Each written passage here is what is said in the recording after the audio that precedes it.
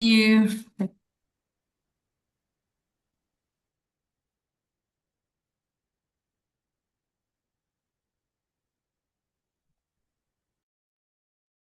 Well, mhm. Hi, everyone. Thank you so much for joining us to this webinar to give you an update and an overview of our new version of the waste criteria, waste management criteria. We are the Climate Bonds Initiative, an investor-focused organization working to mobilize capital and investment for projects and assets that are low carbon and aligned with the Paris Agreement. For today, I'm very pleased to welcome a fantastic panel of speakers, partners that have been working with us, supporting the criteria development work for this waste management sector. Today, I will start with a very brief overview of the work that we have been doing during the past few months, developing an updated version of the waste criteria, incorporating methane abatement aspects, but also improving the applicability of the criteria, especially in developing and emerging economies. So after that, then we will open the floor to our panelists to discuss their thoughts and their perspectives on critical aspects of this sector based based also on their expertise and backgrounds. So let's start with the overview of the criteria.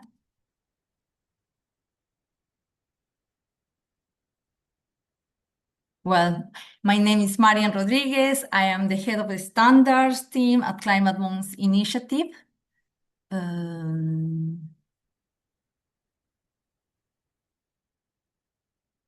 you seeing my screen? Yeah, I think that now is in full mode. Well, as I mentioned before, we are an independent science-based organization, driving systemic change in global finance. And for doing that, we develop criteria for different sectors of the economy to identify what qualifies as climate-aligned investment, covering different sectors of the economy. So we define working close with scientists, professional and experts, also investors and policymakers. We develop criteria and low carbon definitions for different sectors to guide investment decisions and also policy decisions for the economy to ensure that we are fighting against green washing practices, to ensure that we are allocating resources in the right projects. So for doing that, we also develop tools. A part of the sector's criteria, we develop tools and frameworks, guide and work very close to government representatives through, for example, the development of national taxonomies, building confidence for the finance sector and governments and industry in general to make decisions aligned to those low carbon definitions. Well, this is an overview of the sectors that we have been covering during the past years. So we have developed criteria for sectors from agriculture production, alternative proteins, hard-to-abate sectors, including sectors such as basic chemicals, steel, cement production, also the energy sector, which is so important, covering electrical grids and storage, electrical utilities. Recently, also working on the bioenergy, the new version of the bioenergy criteria, hydropower, land transport, among other sectors of the economy. So today we are here to present the new waste management criteria. Of course, I will not go to the details or the technicalities of the criteria. This is just to present, an overview so you have in mind what we are doing, what is this new version about, and also to encourage you to participate in the public consultation that is open until the 8th of May. As part of the criteria development process, we have this important stage of the work, of the process, which is the public consultation. The aim of this consultation is to get additional feedback and perspectives from people from all over the world so we can have in the end a much better version of the criteria that was developed working close with professionals and experts from also different parts of the world. As you can see here, this is a very a list of very important panel of technical experts and professionals that supported this process to the past months. We try to cover different regions of the world to have that regional balance, and also we bring academia, universities, research organizations, NGOs as well. And in parallel to this technical working group, we also convened an industry working group with people representing industry, representing the investors side, so asset managers, for example, verifiers as well, which in the end, verifiers are the organizations that work with us using our criteria to assess projects and to define which projects can be certified or not against our sector's criteria. Now to go to our waste management criteria. Here you can see in this diagram a simplified representation of the waste management process and the activities that are in scope. So through the process, we are trying to cover waste activities from waste generation, separation, collection and transportation, waste management and disposal solution, including, for example, recycling, composting, anaerobic digestion, black soldier fly products production, thermal treatment, and dump site closure and rehabilitation as well. For the development of the criteria, we first review and assess lessons learned also of existing national taxonomies that are covering waste. We assess and identify gaps in the existing criteria. For you to have an idea, the original criteria set some requirements that could be technically challenging to meet, especially in developing economies, and didn't directly address methane emissions. And methane emissions are, as you may know, a potent greenhouse gas. So for this version, we also, a part of identifying those potential gaps, we ensured that we were following the waste hierarchy to, focus on also methane abatement activities. And we did that following an input, process, and output approach to ensure that we were setting efficiency-based requirements for all related to input, process, and output for the waste management activities that I just shared here in this diagram. For this new version, we also included, this is something new, other environmental impacts or do no significant harm principle for each activity to ensure that we are not only promoting low carbon practices, but that we are also avoiding any other potential environmental impacts. So part of those environmental objectives that we are covering includes climate adaptation, sustainable use and protection of water and marine resources, pollution prevention and control, protection and restoration of biodiversity and ecosystems, and of course, transition to a circular economy. Here is very, very important to say also that, well, the waste sector, including landfills and wastewater, that was also updated as part of the water infrastructure criteria that will be launched also in the next few weeks, is the third largest source of methane behind the agriculture and the oil and gas industry. So methane is responsible for about 30% of the increase in global temperatures, representing around 20% of global methane emissions. So that's why it's so critical to reduce and mitigate methane emissions from waste operations through abatement solutions that can be deployed today with ready technologies and practices. So thinking about that, and also as part of the Global Methane Hub project, Climate Bonds expanded the scope of credible criteria, and we expanded the activities that were part of the original version of it.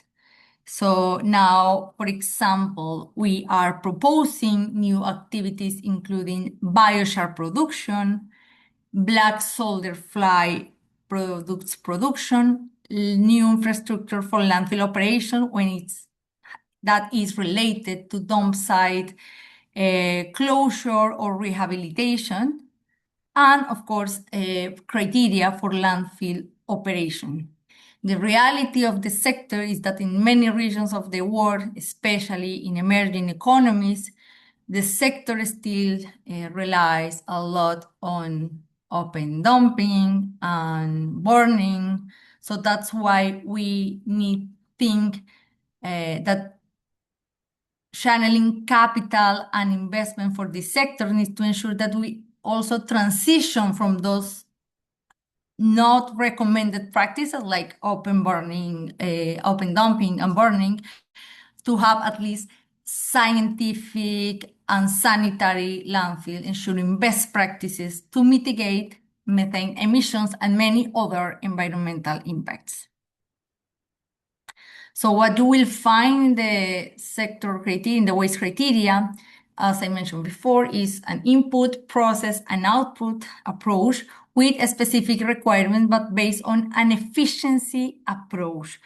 So because the waste criteria projects are so diverse and very context specific, we found that it was very difficult, for example, setting a specific emissions benchmark for some activities, because those specific emissions benchmarks depends a lot on the size of the project, for example, on process parameters, and even also on weather or eh, not weather, sorry, condition related, for example, to temperature, pressure, yeah, something very context specific as I just mentioned. So that's why instead of setting a specific emissions benchmark, we are proposing this efficiency-based approach to ensure that through best practices, methane emissions are mitigated,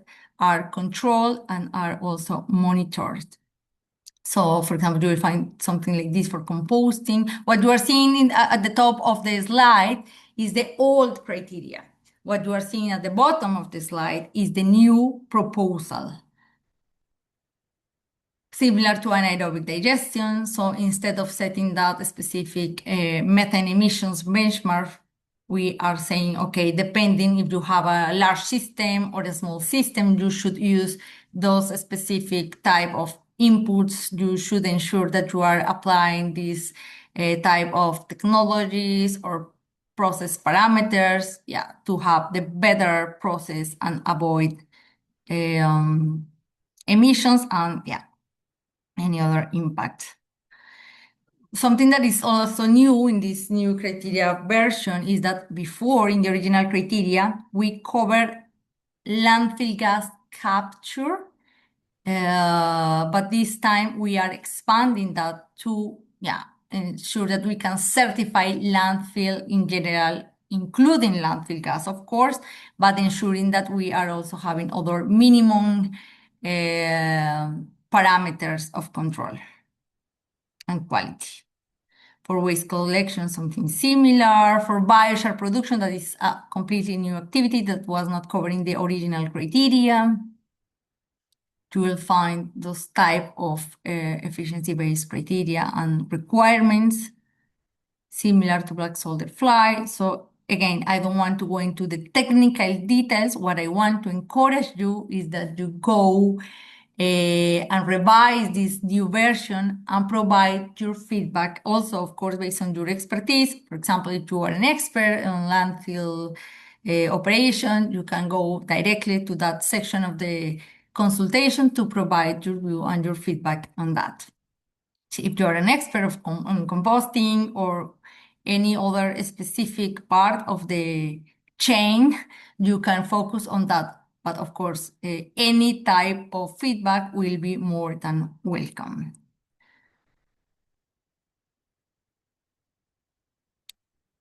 Well, this is basically the overview of the criteria.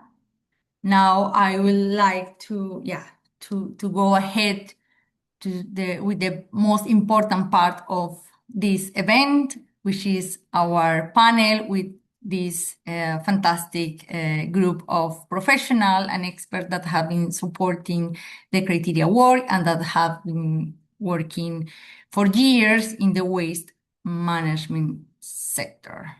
So I will stop sharing and I will welcome my panelists today. So today we have Aditi Ramola. Thank you so much, Aditi, for being here. Well, Aditi has years of experience in the waste sector.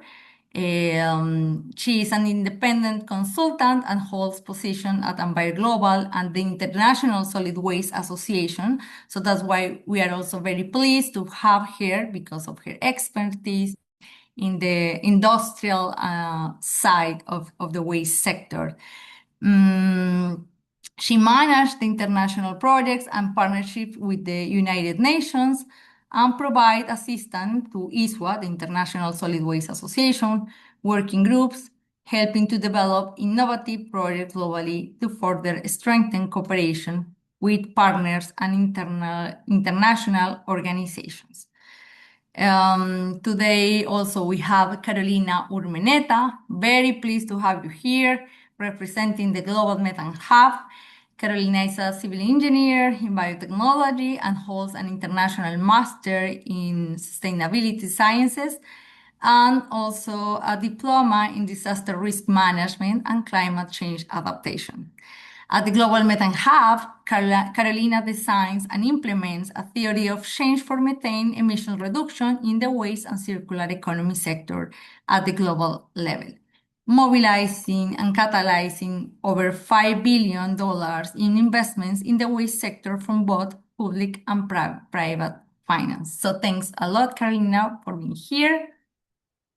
We also have Vishwas, Vidyaranya. Vishwas is a waste management sector with years of experience in supporting different sectors related to waste, but also providing technical advice in the development of national taxonomies around the world. He is the CEO of Ambire Global, a partner organization for climate bonds. So we have worked covering different challenging projects. So very, very pleased to have you also here, Vishwas. And last but not least, we have Alina Büscher. She is an officer, sustainability officer working for Finance in Motion. She has years of experience also in impact funding initiatives, especially in developing economies. So we are very pleased to have her perspective also on the financial side of this conversation to understand how you and your organization are seeing the waste sector in terms of risk investments and appetite to mobilize and channel capital for this sector that needs funding that needs investment to develop and not also mitigate climate change, but also to bring many other environmental positive impacts and social impacts as well. So, well, after presenting this fantastic panel, I would like to start the conversation asking you, Carolina, well, about, I mean, based on your experience and as part of your work at the Global Methane Hub, you know, Carolina, that this sector has been underestimated to some extent, and only, at least in the climate agenda, I mean, and only in recent years it started to be part of the climate discussions. Some countries started also to include methane emissions from the waste sector in their NDCs, which is something good. However, there is still lack of policies, financial strategies, to support the sector and implement technologies and solutions to mitigate methane emissions.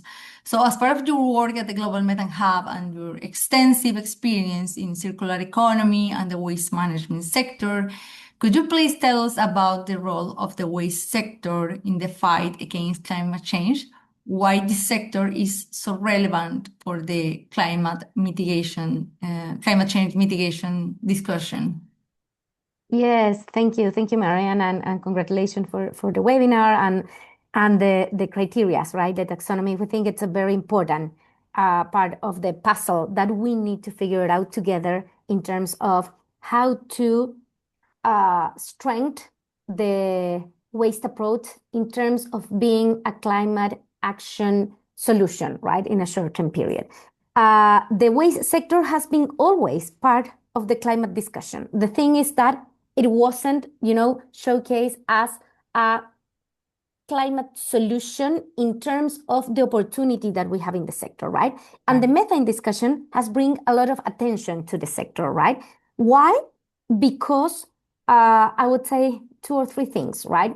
One is that the waste sector is one of the sectors where we have a short-term cost-effective opportunity. And why I'm saying that?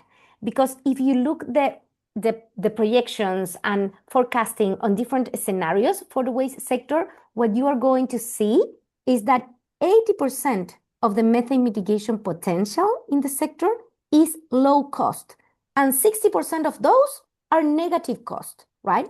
So that is an opportunity that we have right now in terms of implement action in the sector. What are we talking about when we talk about the sector?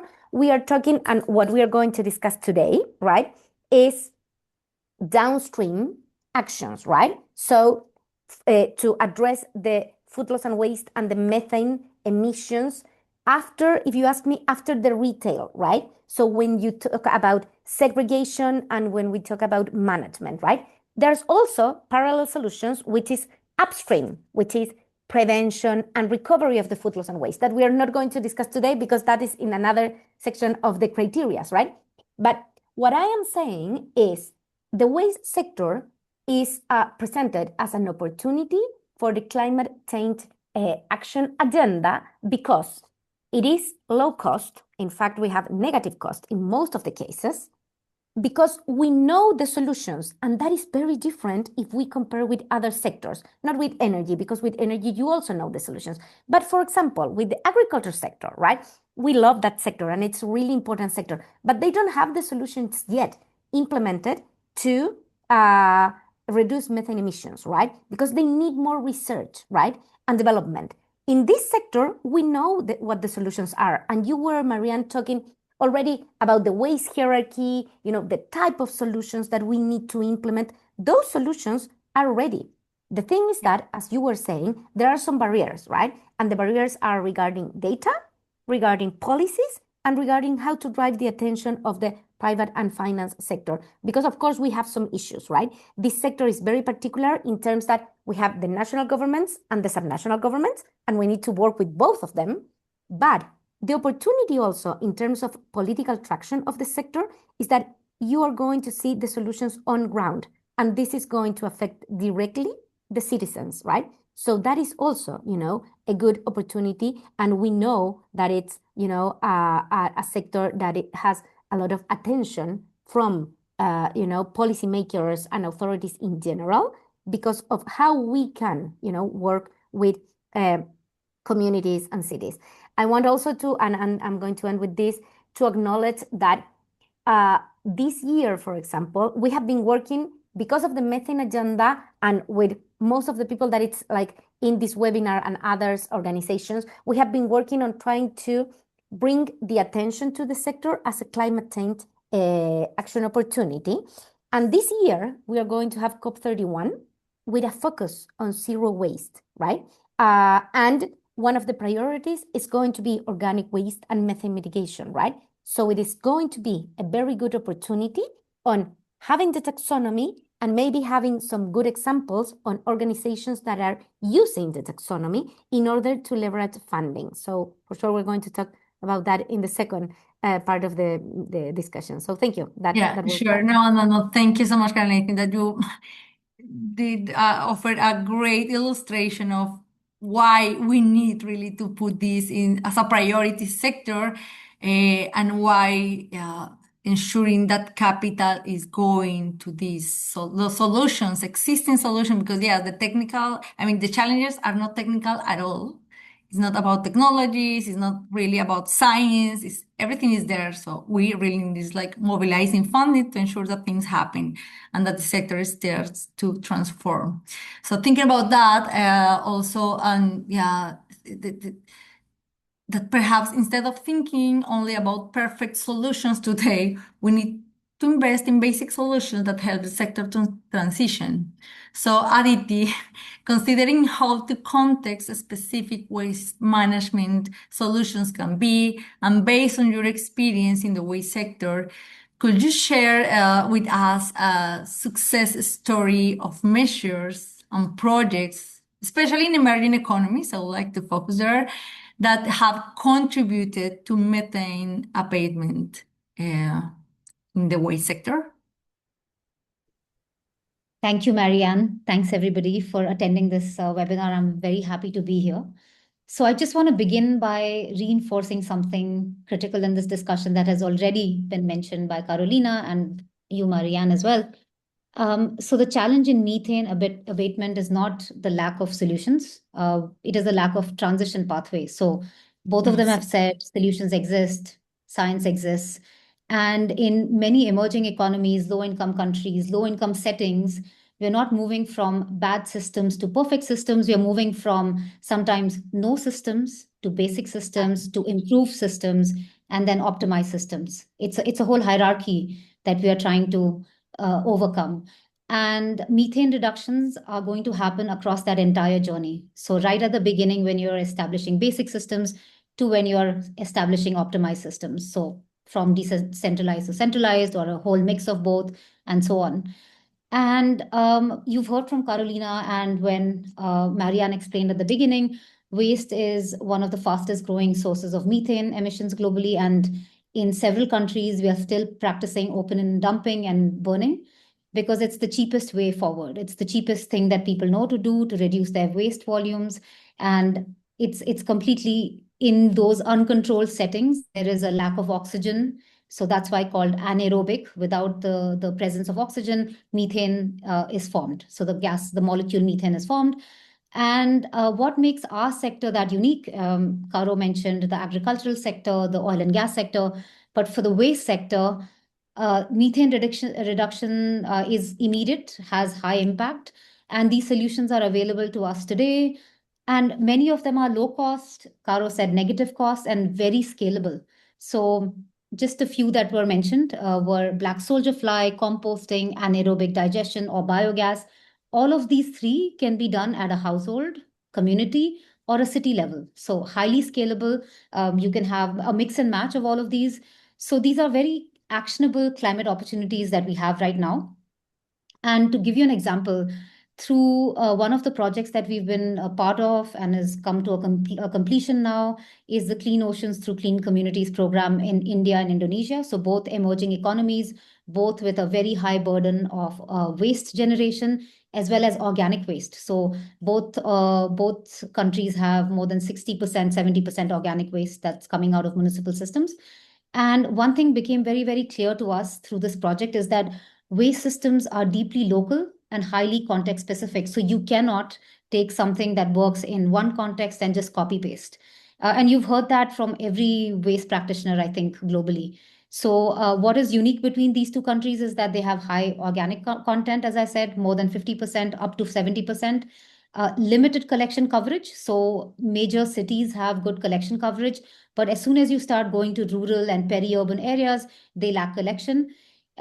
Heavy reliance on open dumping and burning, or basically uncontrolled disposal sites, and also, and not last but not the least, a strong presence of the so-called informal sector, which I'm going to call the private sector, because these are livelihoods. These are people working for money. So methane mitigation is not basically about importing these kind of ideal solutions that Marian said as well, but we are looking at low-hanging fruits. Basically, what that means is things that we can do immediately and get immediate results as well. So to just, starting to wrap up, in Chengalpattu district where we worked, it's basically on the east coast of India. It has about 2.3 million people. We worked on building a context-specific waste master plan and a very specific focus on managing organics. So what we saw is that waste is being partially collected, source separation is lacking, or basically very, very few people are actually doing source separation, and organics is dominating the waste stream. So what we said to them is that, start looking at composting solutions at household levels, improve collection and source separated organic waste, extend it to door to door. Right now, people are just dumping outside their house, and maybe look at decentralized systems promoting even small biogas plants and so on and so forth. And we did a lot of behavior change campaigns to try and move people away from just burning their waste, because apart from the climate change effects, there's a huge health aspect to it as well, which now people are talking about a lot more, because you have dioxins, you have furans, you have other toxic gases that are released when you actually burn organic or plastic waste, that anything that's coming out of your municipal system. And we deployed tools such as the Wastewise Cities tool, which has been developed by UN Habitat, to establish baselines, because without knowing what your waste flows are, who's generating what kind of waste is going where, what leakage points exist, you cannot basically try to even improve the system. So we basically said that you don't have to wait for big infrastructure projects, large infrastructure projects where you need a lot of commitment, you get tied down by multi-year commitments and so on. Start small, start now. So that was our main message in Chengalpattu. In Indonesia, we looked at a little bit different technology. We were looking at black soldier fly deployment, because there are many, many cases there that have already started practicing black soldier fly projects. So we were trying to look at that because it gets a lot of outputs that can be sold on the market. And if you have good, if you have a good ecosystem already in place, you can actually sell those products. We also looked at improving landfill management practices already. So if there's a small dump site or a so-called landfill, you might want to cover it so that you can actually have a bio cover, reduce methane emissions, and so on and so forth. So covering, managing leachate, controlling practices of dump site management, and so on. So just to start wrapping up, that the main key takeaway was that you need to have multiple coordinated system improvements, starting small, starting decentralized, and then moving what you can actually scale up. So starting with fundamentals, focusing on organic waste was our main message. And then absolutely valuing incremental improvements as well, not looking for that major project investment, which might take years to come in. Start already with what we can do. And of course, governance systems, behavior systems, financing operations matter so much more, or as much as technology matters. And so when you talk about these systems in place, you wanted to say that, okay, most of the methane impact comes from basic enabling interventions. And so you don't have to always rely on systems that might look greener, but actually might bog you down. And so have to recognize these transitional solutions and balanced approaches. And of course, as Karu mentioned as well, we need data. We need data without which we cannot manage what we cannot measure. We need MRV, and we need to strengthen systems that already exist. So those were our key messages. And the CLOCC project has been extremely fruitful and also enriching, because we've seen that these context-specific solutions do work, and there is a lot of engagement from stakeholders if you have a deep stakeholder involvement from the very beginning. So that's my major takeaway, and that was my basic experience, Marian. So I'm giving it back to you now. No, thank you so much, Aditi. It's great to see that although we have challenges, there are still a lot of barriers. We have also, solutions and especially opportunities to transition the sector. So thanks a lot for sharing those, success stories or case studies that, showed why this is implementable and scalable today. And I think that related to that also, now that you were mentioning how to ensure that projects are really like green or doing really a positive impact, I would like to discuss why the relevance of the criteria work that we have been doing and why the relevance of national taxonomies in precisely offering confidence to the finance sector and the investors to reduce that risk perception, because I don't know, and perhaps that's something that we can discuss with Alina in some minutes. But before going to that, I have noticed that investors tend to see the waste sector as something very risky, that perhaps they don't want to be close to that. They prefer to allocate resources to something else.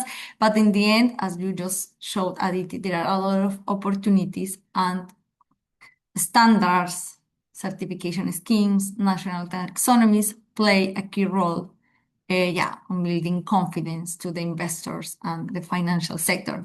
So Vishwas, you have worked in the waste sector for years, and you have also contributed and worked on national taxonomies development, as I just presented before. So why do you think that standards and criteria and certification schemes are important in the waste sector, and how, based on your experience, national taxonomies are addressing it? Thanks, Marian. Thanks for the question, and also building on what Carolina and Aditi mentioned. One of the most important things in the waste sector is because it's contextually different in every region, every country. So we cannot have one set of criteria which can fit the whole world. So that's why today, if just to give you context, so we have over 60 taxonomies globally, national taxonomies, and all of them have the waste sector incorporated. Now, there are some differences. So most of the taxonomies, of course, cover standard activities like collection, transport, segregation, and in organic waste management is where you see a lot of focus on composting, AD, and then the recycling part with MRF and recycling. But in the end treatment, you see some differences. For example, if you take example of taxonomies like the EU, where you don't have new scientific landfills as part of the taxonomy, because you're looking at an ideal scenario where you don't have landfills and everything is recycled, etc. But if you look at emerging economies in the taxonomies, this doesn't work. For example, Brazil or Colombia, all these countries, it's a landfills or scientific landfills, I would say, is a very important part of transition of the current waste management systems. So you start seeing some differences in terms of what is covered and what is not covered. It's also the same that happens with waste to energy. In most of the countries, it's not covered because it causes harm to the circular economy objectives. In some cases, it's a necessity. So you see some differences there.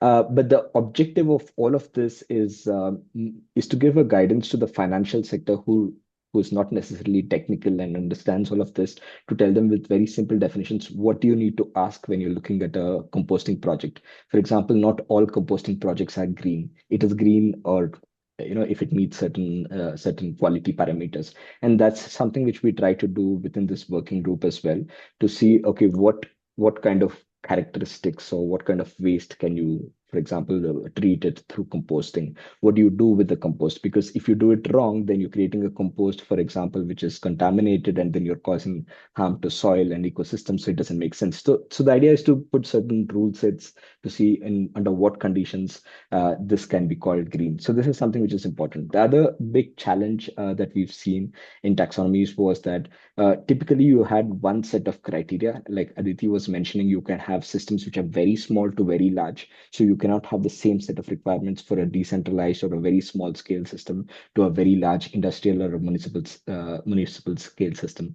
That's again another example of what the technical working group in this criteria development did, was to basically kind of also separate based on the scale of the project, based on the regions. So there are some differences, and I think that's why it's important that national taxonomies, of course, while they contextualize, they always maintain the high scientific ambition, or what is the final goal of taxonomies, or what is the final objective we want to achieve with the sector. So this is something which we've seen across taxonomies. And the last point, sorry, just to mention the role of informal sector, which also Aditi mentioned. So this is something which is super important in a lot of emerging economies.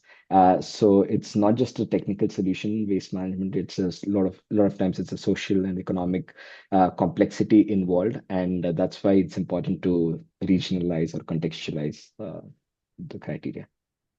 Yeah, perfect. No, thanks a lot, Vish.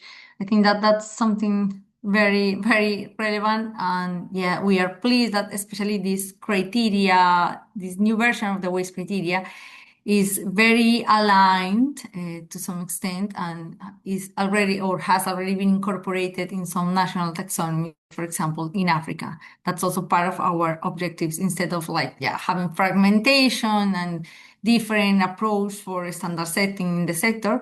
We want to promote a common approach. So yeah, thanks for sharing that, Vish. Now, as I was telling before, in the end, the main objective of this work is, to channel capital, to reduce or to fight against those barriers that were already shared by Aditi, Carolina, and we want to offer that confidence to the investors and the finance market. So, Alina, based on your experience in impact funding in developing economies, how do you see the appetite for investments in this waste management sector and methane abatement projects, of course? Is your organization including waste management? How is the approach for that? Have you issued any investments specific in the waste management sector and with a focus on methane abatement? Could you tell us a bit more about that from your experience in the finance sector? Yes, thank you, Marian. I think it's clear from the discussion before that there's a huge demand for financing these type of projects, methane abatement, waste management projects. From our side, we have mainly done that through financing green bonds. So it's mostly through financial institutions issuing green bonds that then channel financial resources to projects that comply with certain criteria that make them green and therefore contribute to for example, reduction in waste. And for example, for us, we actually also measure that impact. And we can say that from our investments today, over the last years, we have financed the reduction, reuse, or recycling of 120,000 tons of waste, which is clearly only a starting point, but it's a form to contribute. But it's definitely a challenge, even though we see increasing demand for financing waste projects through, for example, also the national circular economy strategies and net zero commitments, also by companies that require them to engage in these types of effort. There are multiple challenges that need to be addressed, and many already popped up also in previous comments. So, for example, waste projects generally are less standardized than other sectors. For example, for a financial institution, it's much more easy to finance a renewable energy project because it's a really standardized project, while waste and waste management projects are often much more fragmented, very local, also as Aditi said. So it's not a single product that they can adjust and adapt to that financing need, but it really requires deep understanding in order to be able to identify how to finance this.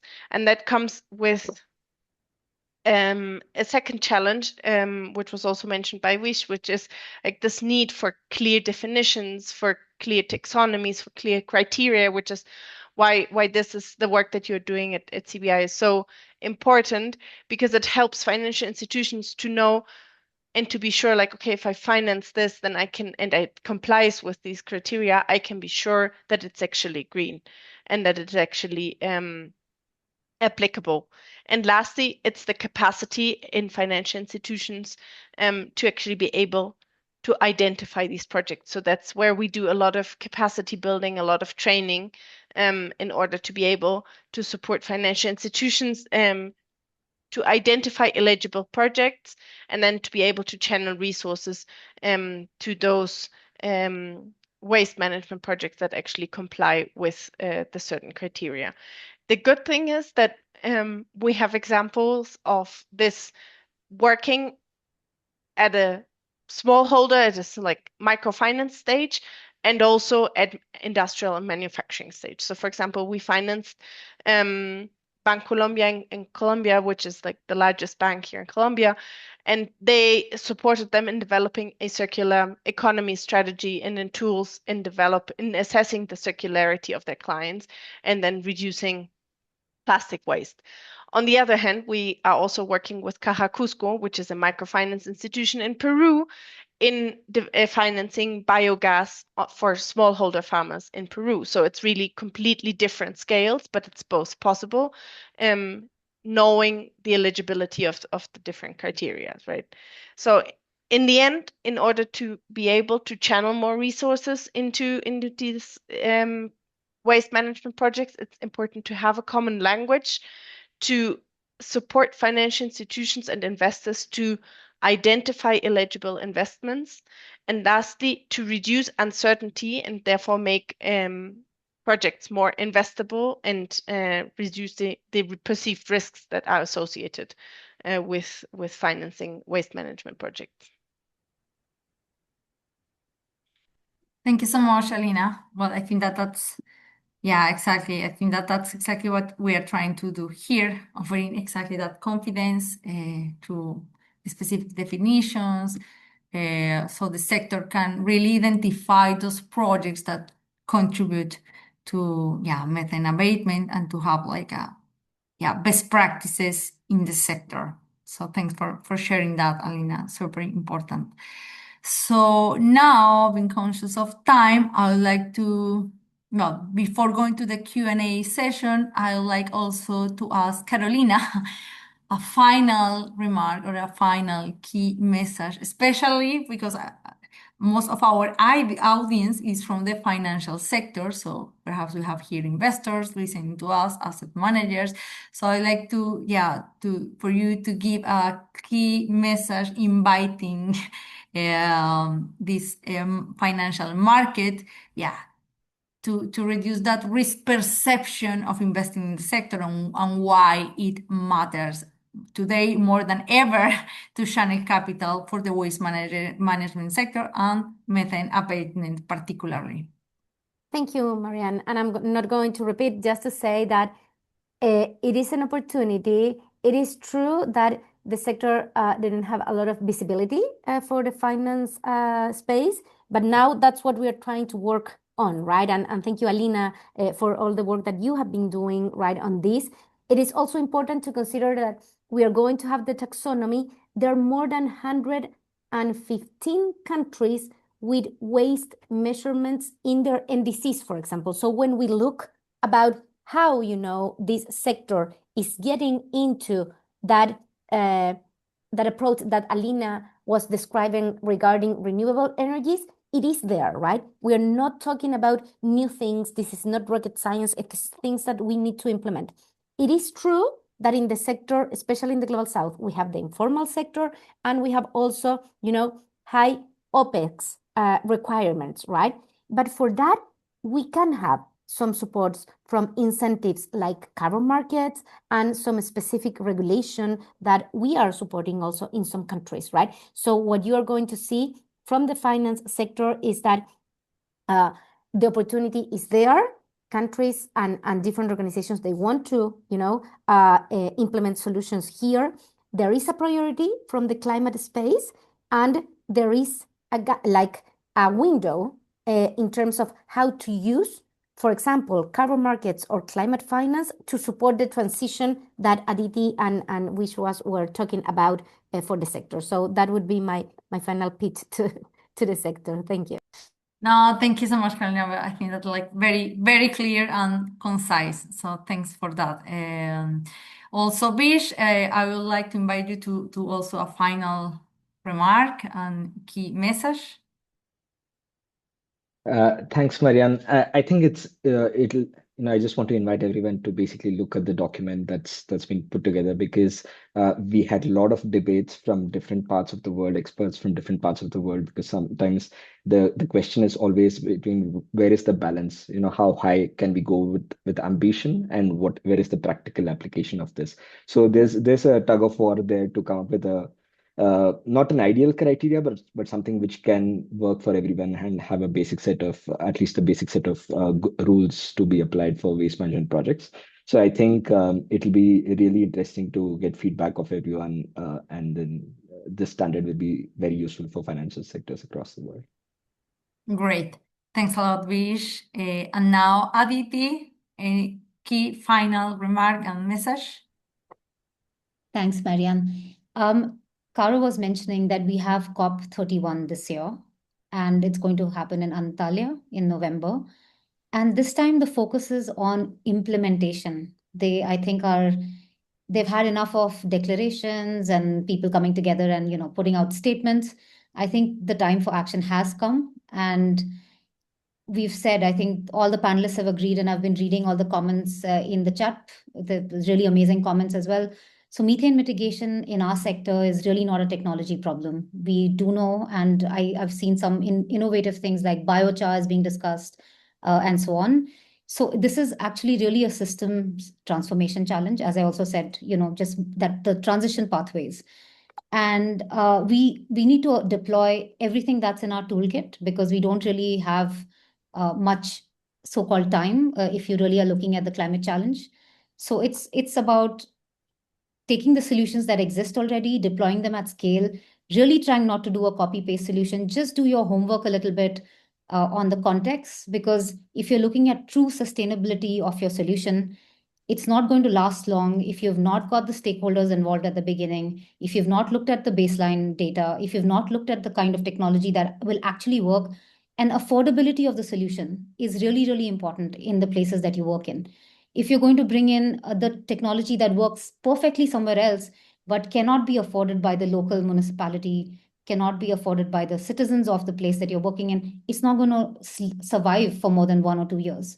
So that's something that I've seen a lot around the world, where we come up with good solutions. We have pilot projects that work, but those pilots don't go beyond 2-3 years. And if you're really looking for long-lasting solutions, we need to do them today in a context appropriate way. So basically, we're not investing only just in a solution or an end state of where we want to get to, but a pathway where everybody is included.